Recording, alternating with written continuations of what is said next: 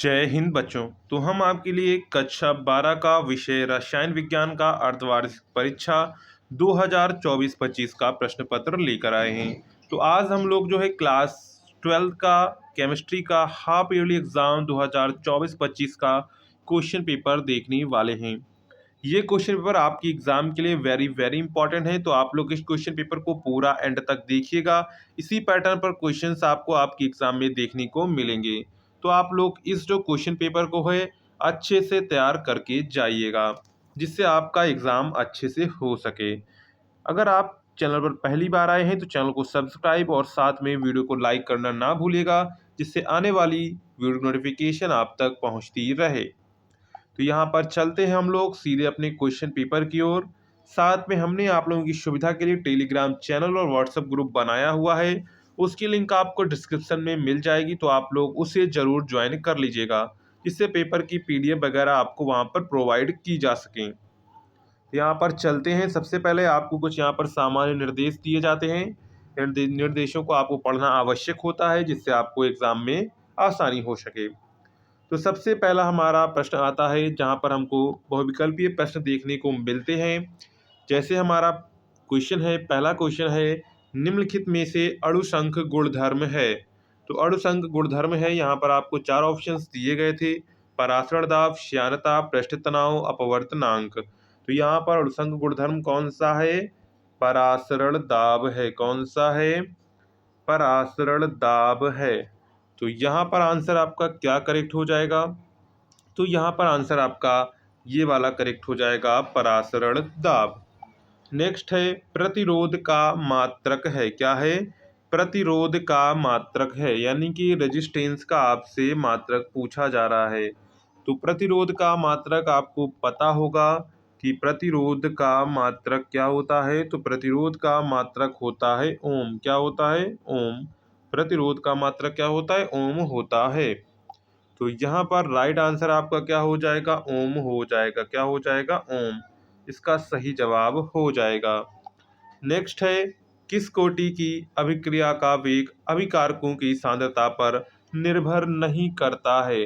तो किस कोटि का अभिक्रिया का वेग अभिकारकों की सांद्रता पर निर्भर नहीं करता है? तो वो होती है हमारी शून्य कोटि अभिक्रिया। कौन सी होती है?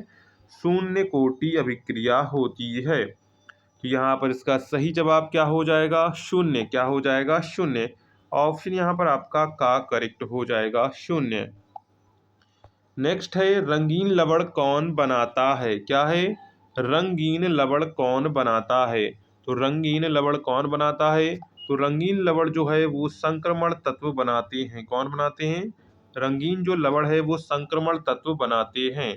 तो यहाँ पर ऑप्शन आपका क्या करेक्ट हो जाएगा? तो यहाँ पर ऑप्शन आपका दूसरा वाला, यानी कि ऑप्शन नंबर आपका बी करेक्ट हो जाएगा।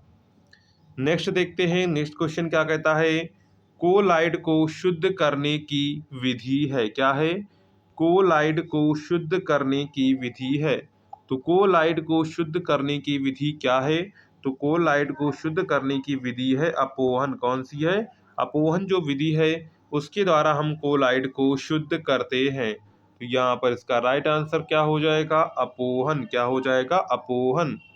नेक्स्ट है, सबसे अधिक क्रियाशील निष्क्रिय गैस है। यानी कि सबसे अधिक जो क्रियाशील निष्क्रिय गैस है वो कौन सी है? तो वो हमारी ऑर्गन गैस है। कौन सी है? ऑर्गन जो गैस है वो सबसे अधिक क्रियाशील निष्क्रिय गैस है। तो यहाँ पर ऑप्शन नंबर आपका क्या करेक्ट हो जाएगा?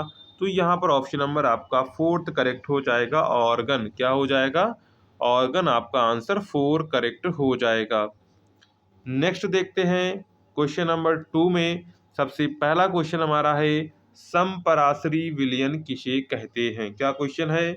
समपराश्री विलयन किसे कहते हैं? तो समपराश्री विलयन उसको कहते हैं जिसके पराशरण दाब जो हैं समान होते हैं। मोलर चालकता की परिभाषा एवं मात्रक लिखिए। तो इस तरह का मोलर चालकता वाला या फिर तुल्यांकी चालकता, इसका क्वेश्चन एक जरूर आपके एग्जाम में पूछा जाता है। तो आप मोलर चालकता, तुल्यांकी चालकता दोनों याद कर लेंगे। इसके बाद है, विद्युत कण संचलन को समझाइए। क्या है? विद्युत कण संचलन को समझाइए। नेक्स्ट है, प्रथम कोटि की अभिक्रिया क्या है? क्या है? प्रथम कोटि की अभिक्रिया क्या है? तो यहाँ पर ऑप्शंस आपको दिए गए हैं, पहला, दूसरा, तीसरा, चार, ये क्वेश्चंस आपको दिए गए हैं। चारों क्वेश्चंस करने कंपलसरी है और एक आपका क्वेश्चन 2 मार्क्स का है। कितना है? 2 मार्क्स का आपका एक क्वेश्चन है। इसके बाद प्रश्न नंबर 3 पर आते हैं। तो प्रश्न नंबर 3 क्या कह रहा है? मोलरता की परिभाषा दीजिए तथा इसका मात्रक भी लिखिए। तो मोलरता से भी आपको क्वेश्चन देखने को मिलता है। तो मोलरता की परिभाषा दीजिए तथा इसका मात्रक भी लिखिए। परासरण और विसरण में अंतर लिखिए। क्या पूछ रहा है? परासरण और विसरण में अंतर लिखिए। नेक्स्ट है, छद्म कोटि की अभिक्रिया किसे कहते हैं? ये आपको बताना है कि छद्म कोटि की अभिक्रिया किसे कहते हैं। नेक्स्ट है, नदियों समुद्र में मिलने से पहले, नदियां जो हैं समुद्र से मिलने से पहले डेल्टा का निर्माण क्यों करती हैं? ये आपको बताना है। प्रश्न नंबर 3 में भी आपको 4 क्वेश्चंस देखने को मिल जाते हैं, वो भी 2 नंबर के, यानी कि प्रश्न नंबर 3 जो है वो आपका 8 नंबर का हो जाता है। नेक्स्ट है प्रश्न नंबर 4, संक्रमण तत्व क्या है? संक्रमण तत्व की परमाणु त्रिज्या किस श्रेणी में किस प्रकार परिवर्तित होती है? इसके बाद इसी में खा क्वेश्चन हमको देखने को मिल जाता है। शून्य कोटि की अभिक्रिया के वेग स्थिरांक का व्यंजक ज्ञात कीजिए। क्या है? शून्य कोटि की अभिक्रिया के वेग स्थिरांक का व्यंजक ज्ञात कीजिए। किसका? वेग स्थिरांक का व्यंजक ज्ञात कीजिए। यहाँ पर मिसप्रिंटिंग हो गई है, तो वेग स्थिरांक का व्यंजक ज्ञात कीजिए।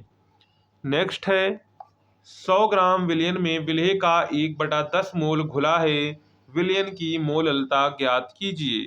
तो विलयन की मोललता कितनी हो जाएगी? 1 मोललता हो जाएगी। क्या हो जाएगी? विलयन की मोललता 1 हो जाएगी। नेक्स्ट है, SO2 यानी कि सल्फर डाइऑक्साइड के ऑक्सीकारक तथा अपचायक गुण लिखिए। तो ये क्वेश्चन पेपर जो है, क्वेश्चन है वेरी इंपॉर्टेंट है, सल्फर डाइऑक्साइड के ऑक्सीकारक तथा अपचायक गुण। इससे जरूर क्वेश्चन आपको देखने को मिलता है। नेक्स्ट देखते हैं, प्रश्न नंबर 5 का है, निम्नलिखित पर टिप्पणी लिखिए। पहला है, हार्डे सुलजे का नियम क्या है? उस पर आपको टिप्पणी लिखनी है। पेप्टीकरण क्या है? उस पर आपको टिप्पणी लिखनी है। नेक्स्ट है, खा क्वेश्चन पर आते हैं। तो क्या कह रहा है? नाइट्रिक अम्ल यानी कि HNO3 बनाने की ओस्टवाल्ड विधि का सचित्र वर्णन कीजिए। नेक्स्ट है, 27 डिग्री पर 5% यूरिया विलयन पर परासरण दाब ज्ञात कीजिए। क्या करना है? परासरण दाब आपको ज्ञात करना है। तो इसका परासरण दाब कितना आएगा? 20.53। कितना आएगा? 20.53 ATM, यानी कि वायुमंडलीय दाब, यानी कि एटमॉस्फेरिक प्रेशर। नेक्स्ट है, प्रथम कोटि की अभिक्रिया के लिए अर्ध आयु यहाँ पर आपको दी गई है, 69.3 सेकेंड है। इस अभिक्रिया के लिए वेग स्थिरांक की गणना कीजिए। तो यहाँ पर इसका वेग स्थिरांक कितना आएगा, यानी कि के की वैल्यू पूछी गई है। तो के की वैल्यू आएगी 1.0 इंटू 10⁻⁻2 प्रति सेकेंड। क्या आएगा? प्रति सेकेंड, यानी कि 1 × 10⁻⁻2 प्रति सेकेंड इसका राइट आंसर हो जाएगा, यानी कि वेग स्थिरांक के की वैल्यू हो जाएगी। नेक्स्ट है क्वेश्चन नंबर 6, सिद्ध कीजिए कि एक प्रथम कोटि की अभिक्रिया को 99% पूर्ण करने में लगा समय उस अभिक्रिया को 90% पूर्ण करने में लगे समय का 2 गुना होता है। अथवा अगर आपको ये नहीं आता है तो आप दूसरा वाला कर सकते हैं। हैबर विधि द्वारा अमोनिया यानी कि NH3 के निर्माण का सचित्र वर्णन कीजिए। इसके 2 उपयोग भी लिखने आपको हैं। नेक्स्ट है, कोलराउस का नियम लिखिए तथा इसके 2 अनुप्रयोग को समझाइए। यानी कि आपको बताना है कि कोलराउस का नियम क्या है, इसके 2 अनुप्रयोग आपको बताने हैं। अथवा इलेक्ट्रॉनिक विन्यास के आधार पर नाइट्रोजन, फास्फोरस, आर्सेनिक, एंटीमनी व बिस्मिथ की आवर्त सारणी में स्थिति की विवेचना कीजिए। तो अथवा में से आपको क्या करना है? दोनों में से कोई एक आपको यहाँ पर करना है। इसी प्रकार ऊपर आपको दोनों में से कोई एक क्वेश्चन करना है। नेक्स्ट है क्वेश्चन नंबर 7, क्या होता है जब केवल रासायनिक समीकरण लिखिए। पहला है, अमोनियम क्लोराइड को बुझे चूने के साथ गर्म किया जाता है। इसके बाद है, पोटेशियम आयोडाइड जलीय विलयन O3 में प्रवाहित किया जाता है। तीसरा है, I2 की अभिक्रिया सांद्र NaOH के साथ कराते हैं। चौथा है, अमोनियम डाइक्रोमेट को गर्म करते हैं। नेक्स्ट है PCl5 की जल के साथ अभिक्रिया कराते हैं। तो यहाँ पर ये आपको 5 क्वेश्चंस देखने को मिलते हैं। एक एक नंबर का प्रत्येक क्वेश्चन है, अगर आप लोग सही करते हैं तो आपको पूरे 5 नंबर मिलते हैं। अथवा अगर आपको ये नहीं आता है तो आप दूसरा कर सकते हैं, सीमेंस ओजोनाइजर से ओजोन निर्माण की विधि का सचित्र वर्णन कीजिए। तो ये क्वेश्चन पेपर इंपॉर्टेंट है, तो आप लोग इसे जरूर देख लीजिएगा।